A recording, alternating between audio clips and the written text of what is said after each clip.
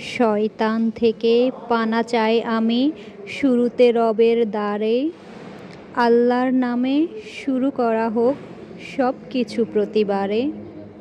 কালামে পাকের পাতায় পাতায় আলোকের ঝলকানি। তাকওয়ার পাঠ খুঁজে পাই আমি পড়ে আল্লাহর বাণী। কালামে পাকের অমর পাতায় বহু বহুকাল ধরে ইব্রাহিমের ইতিহাসও লেখা স্বর্ণালী অক্ষরে।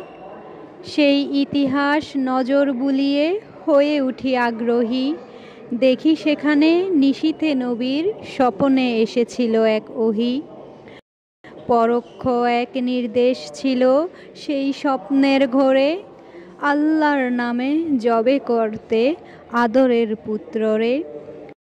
ইব্রাহিমের ভাঙল যখন নিশীথের অবসর, ফুটল যখন আলোক উজ্জ্বল দিবসের দিবাকর। বললেন তিনি নিজের ছেলেরে, স্বপ্নে দেখেছি রাতে, হে আমার ছেলে তোমারে যবে করেছি নিজেরই হাতে।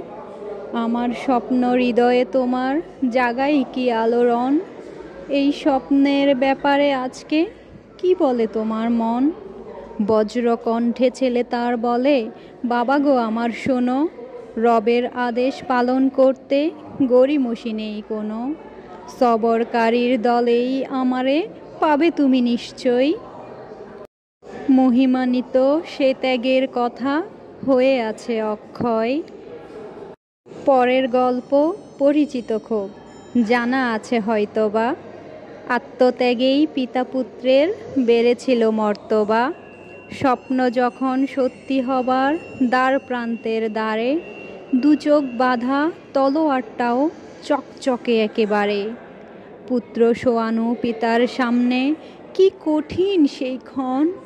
আসমান থেকে নেমে এসেছিল জান্নাতি আয়োজন। পিতা পুত্রের মহান ত্যাগের তাকওয়ার জাফরান, সেই থেকে পাওয়া এই কোরবানি আমাদের কোরবান। সেই থেকে পাওয়া এই কোরবানি আমাদের কোরবান। কোরবানির কবিতা লিখেছেন জোবায়ের বিন বায়েজিদ।